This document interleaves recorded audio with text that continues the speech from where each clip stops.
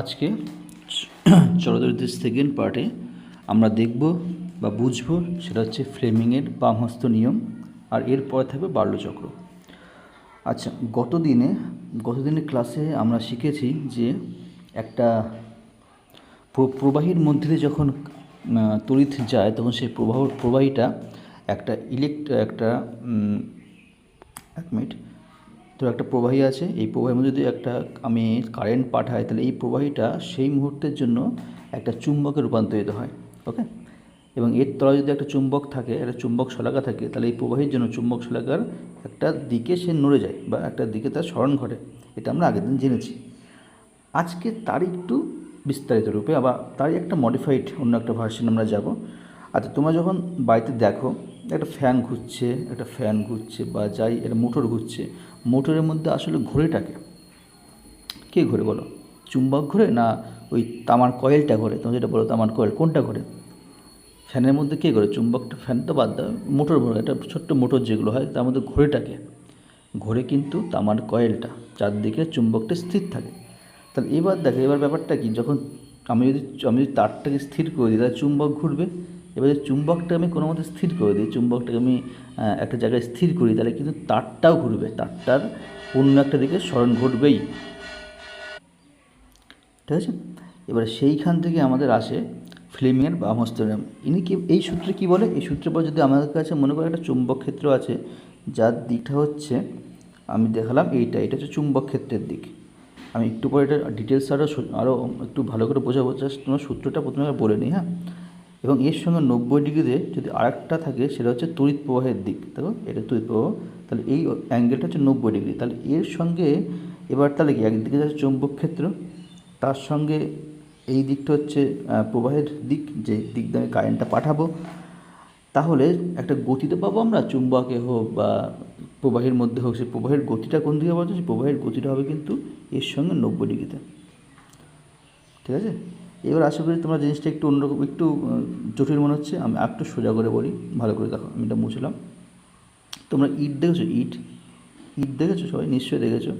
এই ইটটা কেমন হয়? ইটটা এমন হয় তো। এবার মনে মনে ইটের একটা এই কোণাটা কল্পনা করো, এই কোণাটা, যে কোনো একটা কোণা। হ্যাঁ, ধরো এই কোণাটা, এই কোণাটা, এই কোণায় তিনটে দিক আছে, বা যে কোনো একটা কোণায় তিনটে দাগ আছে না? এই কোণার সঙ্গে এই একটা দাগ, এই একটা দাগ, এই একটা দাগ। তুমি যদি এই বরাবর তড়িৎ প্রবাহ দাও আর এই বরাবর চৌম্বক ক্ষেত্র হয়, তাহলে প্রবাহী কোন দিকে যাবে বলতো? প্রবাহীর দিক হবে এই দিকটা। ব্যাপারটা বোঝা যাচ্ছে? এই তিনটে কিন্তু পরস্পরের সঙ্গে 90 ডিগ্রিতে আছে। যে কোনো দুটো দিক, একটা দিক যদি প্রবাহীর দিক হয় আর একটা দিক যদি চৌম্বক ক্ষেত্রের দিক হয়, তাহলে 3 নম্বর যে বাহুটা পাবো সেটা হচ্ছে প্রবাহীর দিকটাকে নির্ধারণ করবে। বোঝা গেল কি গেল না? এবার তোমরা প্রথমে এটা পজ করে নিয়ে ফ্লেমিংয়ের বামহস্ত নিয়মটা খাতায় লিখে ফেলো। আর আমি যখন পড়াবো এই ক্লাসের মাঝখানে চলতে চলতে তোমরা এই যে লেখাগুলো আছে একটু খাতায় লিখে নেবে। হ্যাঁ, খাতায় না লিখলে কিন্তু বুঝতে পারবে না, পরে গিয়ে সমস্যা হবে। যখনই বিজ্ঞান পড়বে একটা খাতায় লিখে লিখে পড়বে। এখানে তর্জনী বলা আছে আমাদের, যে এই আঙুলটা হচ্ছে তর্জনী, তোমরা আগেই পড়েছো। এটা তর্জনী, এটা মধ্যমা, এটা বৃদ্ধাঙ্গুল। এই তিনটে কিন্তু পরস্পরের সঙ্গে 90 ডিগ্রিতে রাখতে হবে। রাখার ফলে তর্জনী যেটা সে নির্ধারণ করবে হচ্ছে চৌম্বক ক্ষেত্র, যে মধ্যমা সে তড়িৎ প্রবাহের যে দিক সেটা নির্ধারণ করবে, আর তার প্রবাহের গতি সেটা নির্ধারণ করবে আমাদের বৃদ্ধাঙ্গুল। ঠিক আছে, আশা করি এটা বোঝা গেল। না বুঝতে পারলে কমেন্ট সেকশানে অবশ্যই বলবে কিছু একটা। আচ্ছা, এরপরে এই যে সূত্র, এটাকে কাজে লাগিয়ে আমাদের আছে বাল্যচক্র। Very very important.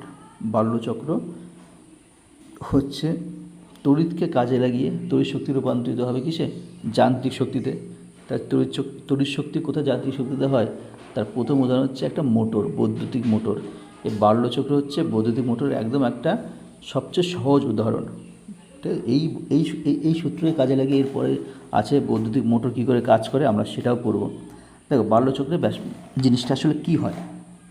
আমি প্রথমে একটা টেবিল আঁকি। হ্যাঁ, এবং এর মাঝখানে তোমরা ভিডিওটাকে পজ করে এই যা লেখাটা আছে লেখাটা লিখে নাও। দেখো, ডিটেলস সব লেখা আছে এখানটায়। আমি একটা ছবি আঁকি, তার মধ্যে টেবিল, একটা কাঠের টেবিল, স্কুলের টেবিল। এর উপরে আমি রাখলাম একটা চুম্বক। ঠিক আছে। চুম্বকের এইটা হচ্ছে নর্থ পোল, এটা হচ্ছে সাউথ পোল। তাহলে বল চুম্বক ক্ষেত্রের দিক কোন দিকে হবে? চুম্বক ক্ষেত্রের দিক হবে নর্থ পোল থেকে সাউথ পোলের দিকে, এটা হচ্ছে চুম্বক ক্ষেত্রের দিক। তাহলে আমরা চুম্বক ক্ষেত্রের দিকটা পেয়ে গেলাম। আমি এর মাঝখানে ছোট্ট একটা বাটিতে রাখলাম কিছু পরিমাণ পারদ। কেন পারদ রাখলাম? কারণ পারদ হচ্ছে তরল, এবং পারদ তরল হওয়া সত্ত্বেও তরল ধাতু, তাই এটি তার তড়িতে সুপরিবাহী। আমি এইখান থেকে তার নামালাম এবং এইখানে একটা কাটা মতো কিছু একটা দিয়ে দিলাম, যার অনেকগুলো কাটা থাকবে। এটা একটু মুছি, এখানে তো আছে। এখান থেকে আমরা এইখানে অনেকগুলো কাটা থাকবে, দাঁত মতো থাকবে। সেই দাঁতের কিছু কিছু অংশ এই পারদের সঙ্গে টাচে থাকবে। যখন এই পার্টটা টাচে আছে, উপরের পার্টটা কিন্তু টাচে নেই, ঠিক আছে? এটা একটু মাথায় রাখতে হবে। এবং এর সঙ্গে আমরা কী করলাম, একটা তড়িৎ যোগ করলাম, যাতে একটা ব্যাটারি যোগ করলাম, যাতে বিদ্যুৎটা যেতে পারে। তাহলে বলো এবার, তাহলে আমি ধরলাম যে কারেন্টটা আসছে এই বরাবর। তাহলে আমাদের তড়িৎ প্রবাহের দিক কোনটা? এইটা। ভালো করে বোঝো। চুম্বকের অভিমুখ কোনটা? দেখানো আছে এইটা। এবার তোমরা বলবে এটা তো 90 ডিগ্রিতে নেই, কিন্তু এটা 90 ডিগ্রিতে আছে। কেন? কারণ চুম্বকটা আছে কোথায়? চুম্বকটা আছে টেবিলের সঙ্গে শোয়ানো অবস্থায়, আর কারেন্টটা দিচ্ছি আমি উপর থেকে। তাহলে বুঝতে পারছো, টেবিলের সঙ্গে শোয়ানো, আমি টেবিলের উপর লম্বলম্বী করে একটা তার দিয়ে কারেন্ট দিচ্ছি। তাহলে চুম্বকের সঙ্গে কিন্তু আমাদের যে তড়িৎ প্রবাহ, সেটা কিন্তু 90 ডিগ্রিতে আছে। তাহলে একটা অপরের সঙ্গে 90 ডিগ্রিতে আছে।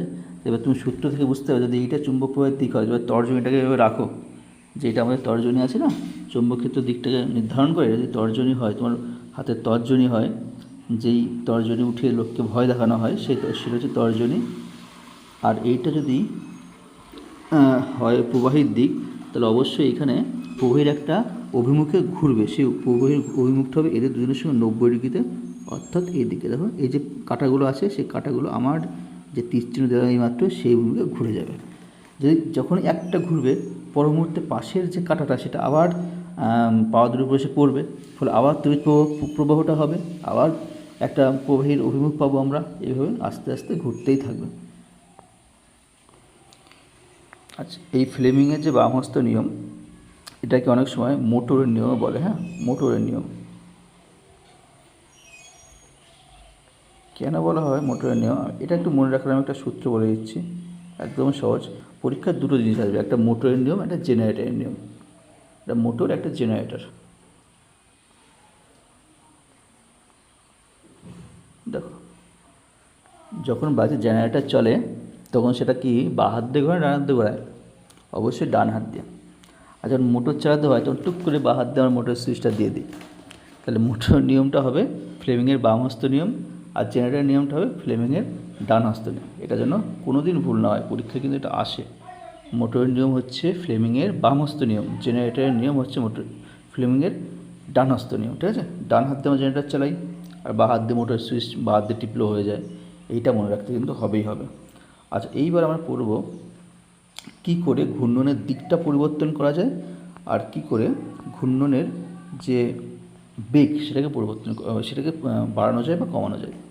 দেখো, ঘূর্ণনের দিক যদি আমরা শুধুমাত্র এই চুম্বকটাকে উল্টে দিই, মানে এদিকে নর্থ, এদিকে সাউথ করে দিই, আগে উল্টো ছিল, তাহলে কিন্তু তাহলে আমাদের যে কাঁটাটা, সেটা কিন্তু উল্টো দিকে ঘুরবে। ঠিক আছে? চুম্বকটা উল্টে দেবে, ঘুরবে উল্টো দিকে। তো এটা না করে যদি আমি কি করি, এটা যা ছিল তাই আছে, আমরা যদি যে তড়িৎটা যাচ্ছিলো তার অভিমুখটাকে চেঞ্জ করে দিই, মানে আগে এখান থেকে এদিকে আসছিলো, এবার কী করবো, এবার এটা হবে না, এবার আমি এটাকে দেবো উল্টো দিকে, মানে কারেন্ট পাঠাবো এদিক থেকে এদিকে, তাহলে কিন্তু এর ঘূর্ণনের দিকটা পাল্টে যাবে। ওকে? আর এবার যদি আমি কী করি, দুটোকেই চেঞ্জ করে দিই, ঘূর্ণন দিকে আমি প্রবাহটাকে উল্টো দিকে দেবো, আবার চুম্বকটাকে উল্টো দিকে ঘুরিয়ে দেবো। দুটো যদি উল্টে যায়, তো যা তাই থাকবে, দুটো না মিলে হ্যাঁ হয়ে যায়। বোঝা গেল? আমি যদি বলা হয় যে আমি বলিনি যে আমি ভাত খেয়ে আসিনি, ভাত খেয়ে এসেছি। ঠিক আছে? অর্থাৎ চুম্বকও আমি উল্টো দিকে দেবো, আবার প্রবাহটাকে উল্টো দিকে করে দেবো, তাহলে কিন্তু প্রবাহের যে ঘূর্ণনের দিক, সেটা চেঞ্জ হবে না। ঠিক আছে? এইখান থেকে কিন্তু পরীক্ষায় ঘুরিয়ে ফিরিয়ে পরীক্ষার প্রশ্ন আসে। আর ঘূর্ণনের বেগ কিসের উপর নির্ভর করে? একদম সহজ। যদি আমি যতটা প্রবাহ হচ্ছিল, এই প্রবাহের মানটাকে বাড়িয়ে দিই, প্রবাহমাত্রা 1 অ্যাম্পিয়ার আমি 2 অ্যাম্পিয়ার করে দিলাম, 3 অ্যাম্পিয়ার করে দিলাম, তাহলে যত বেশি কারেন্ট প্রবাহ হবে তার ঘূর্ণনের বেগটাও তত বেশি হবে। আর যদি এই চুম্বক যেটা আছে, এই চুম্বকটাকে যদি আমি আরও শক্তিশালী করে দিই তাহলে কী হবে? তাহলে কিন্তু আমাদের যে ঘূর্ণন সেটা বাড়বে।